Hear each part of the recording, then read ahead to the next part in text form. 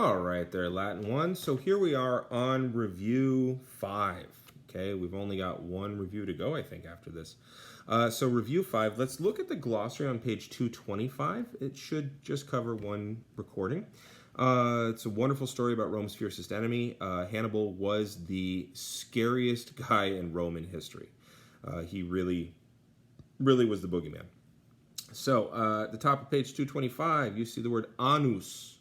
Anus, ani. Now, with one N, that means the word ring. With two N's, it means the word year. Be careful. This is where we get annual, anniversary, stuff like that. Hispania, Hispanii. Obviously, it's Spain, right? So the Romans called it Hispania.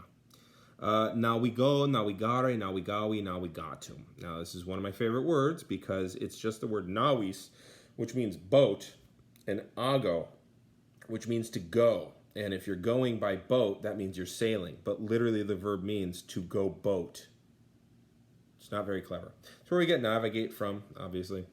Multis ante annis. Okay, so ante here is adverbial. It's not actually a preposition, therefore it's okay to use an ablative. So many years before. Bellum belli. This is a war. A battle is not a war. A battle is just one part of a larger set of battles, which would make a war. This is where we get antebellum. This is where we get belligerent, bellatrix Lestrange, bellicose, a whole bunch of words that have to do with being about fighting. All right, this is a fun one to say, so I want you all to keep working at it, okay? Carthaginienses. Carthaginiensium. Okay, this is Carthaginians, people who live in Carthage. Carthage is just across the Mediterranean. It's what we call modern-day Tunisia. Insula insulae. This means island. Okay. So it's where we get insulated, insular. Also, it's where we get the word peninsula, because a peninsula is almost an island, and pen is Greek for almost. Imperium imperii. Now, this could mean empire, this could mean throne, this could mean crown, this could mean sovereignty. It means a lot of things, okay? Here, it will mean empire, but this is where we get empire, imperial, that kind of stuff. Omen hominis. Now, this is neuter, and the plural would be omnia. Now, omnia looks a little bit different than omnia, and it makes a big difference. So an omen is like the signal that the gods give you through strange coincidences. You know, maybe all the birds are flying backwards. That's a strange omen, you know. But what I also love is that an omen is a signal for what something is. And if you put an N in front of it, you have the word name, nomen. Also, as a guy whose first name is Damien, I'm partial to the word omen because that was the movie that made my name popular for exactly 1 year. But an omen, okay. Ara arai. This is an altar. We saw this in the last review, actually, too. Hostis, hostis. We've also seen this one, right? Hostile.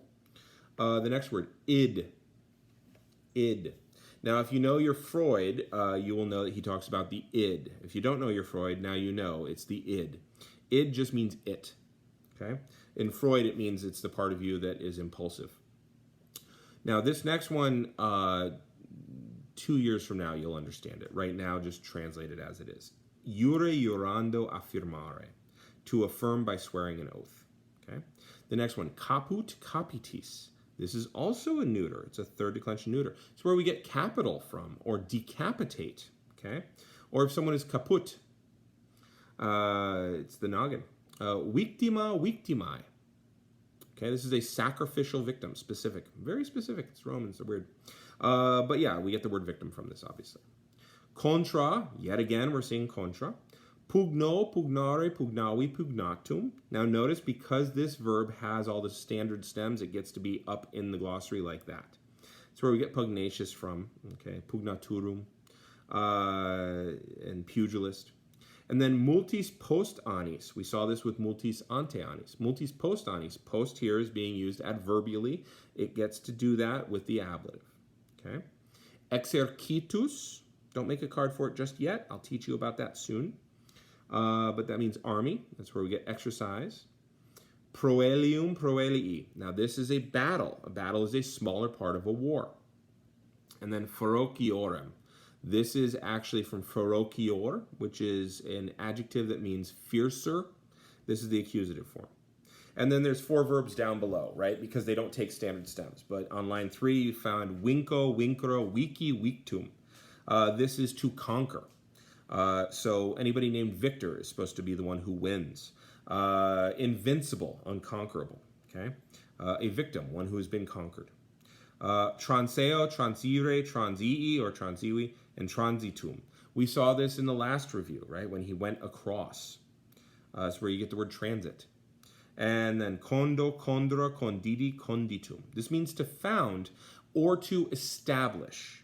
And that's the kind of found I mean. Not like, ooh, I found a nickel, but like I founded a city. So I would actually cross out found and write in to establish. That might make it easier so you don't think he's looking for something that he just discovers. He's looking for his place to start a new city. And by the way, this is where you get the word condo from, condominium. And also condition. Okay. And then perficio, perficere, perfeci, perfectum. This is just facio, facere with per in front of it. And it means to do or to make thoroughly. In other words, to accomplish. And we get the word perfect from this, or perfect. Okay? All right, so what I want you to do now that we have done the glossary is do review 5C. It's right there on page 224. Perfect imperfect future, perfect pluperfect, present imperfect future, perfect pluperfect, future perfect. Notice that they're in the same order that I have you do your cards in, so it shouldn't be too hard. Now it asks you for the specific number and person that it wants, okay? So you just have to give those forms all the way across. All right, so that's all you got to do here. I'm going to hit the button.